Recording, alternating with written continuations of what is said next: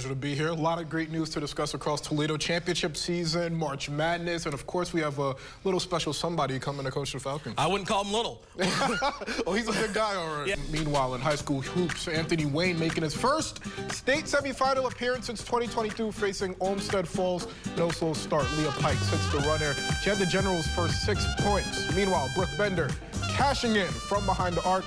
Anthony Wayne goes on a 9-2 run to open the game. Then Elise Bender starting to take over, gets to 2 in transition. AW up by double digits after 1 quarter, and the fans are loving it.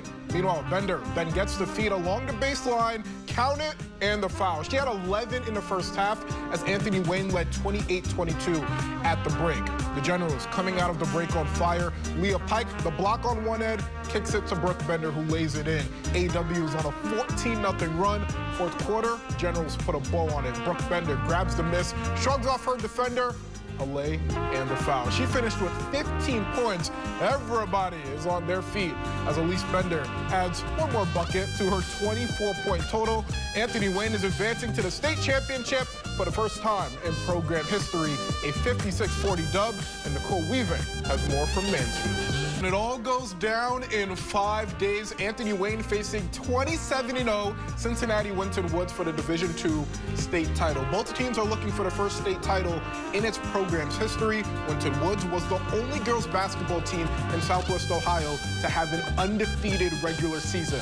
Tip-off is Friday at 7:30 from University of Dayton Arena. Thank you, Eli. 1983. I wasn't born yet. LeBron James was a baby, and Hulk Hogan had not yet joined the NWO. But it was also the last trip St. Francis boys basketball made to the state Final Four. And in case you missed it, the over 4-decade-long drought is over. St. Francis taking down Cincinnati Winton Woods 45-40 in a regional final that included 15 lead changes. Now, history is on the horizon for the Knights. That 1983 team also happens to be the first team ever from Toledo to win a state title. Here's star forward Alan Horton after the game.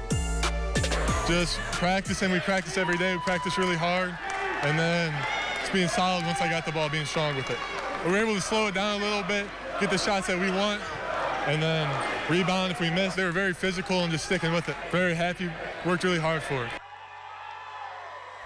The Final Four is set in Division II boys basketball. Both games take center stage on Sunday. In the early window, Perry takes on North Royalton. That game is at 3 over at Canton Memorial Fieldhouse. Then St. Francis meets Westerville North. Tip-off for that game is at 6 at Wright State. Meanwhile, it was a busy day in the Schottenheim Center for placers. We begin in Division I, 106 pounds. Perrysburg freshman Connor Bagdonas finishing 7th as one of the 10 placers for the Jackets. At 126, Clay Jr. Garrison Weisner, 2nd straight year placing also 5th.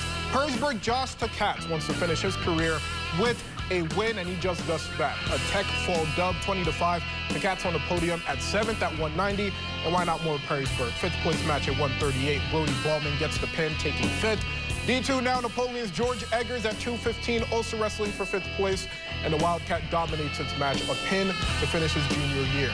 To the ladies, Rossford's Noelle Reinhardt, a 12-0 win for the senior in the 3rd place match. Back to Division I in Perrysburg, 132. Uriah Lopez down 2, gets the takedown. He goes on to win 5-4. The freshman with the 3rd place finish.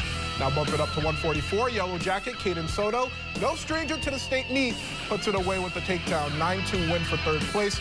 And finally, St. John's heavyweight Caleb Bowman, the 3rd period pin, and it's a 3rd place finish for the future Cornell Big Red football lineman. Inside the NLL, it is not every day we welcome both a head coach and a 4-time national champion into studio. Bowling Green track and field head coach Scott Wisniewski. Coach, thank you so much for taking the time. Yeah, thanks for having me. I appreciate it. Well, first off, the winter season just wrapped up. I want to put up a full screen here, a graphic that has every single record that your team broke this past season, and it came in only your 2nd year as head coach. What was the change? What sparked from your 1st year as a head coach to now to allow you to break all these records? It's the off-season program. So we had a chance to run a legitimate off-season program this year, a lot of weightlifting, a lot of plyometrics, things like that, and the kids really bought in. So, I mean, I can just set it up, but it's totally up to the kids. Like, they have to buy in order to do those things, and they did a great job of working hard, and you can see just this is the success we had over the indoor season. Like, it was pretty fantastic. The kids are excited, and it helps us roll into the outdoor season that way. And I know you spent a number of years as an assistant before becoming a head coach, but did you learn anything last year in year one that you brought over to year two to allow you to have this success? Oh, so many things. Year one, you just want to do everything, and like you think that it's going to be this great, big, grand thing, and you have all these ideas, and then in the end, you just realize that you got to make it fun for the kids. Like, you got to keep it interesting, things like that. You know, track is hard, track is training, track is always training, and it's, you know, it's just one of those things where my second year now, I just have a lot better idea of how the kids and I can do workouts together and things like that to make it more interesting, or, you know, things that the kids can just buy into.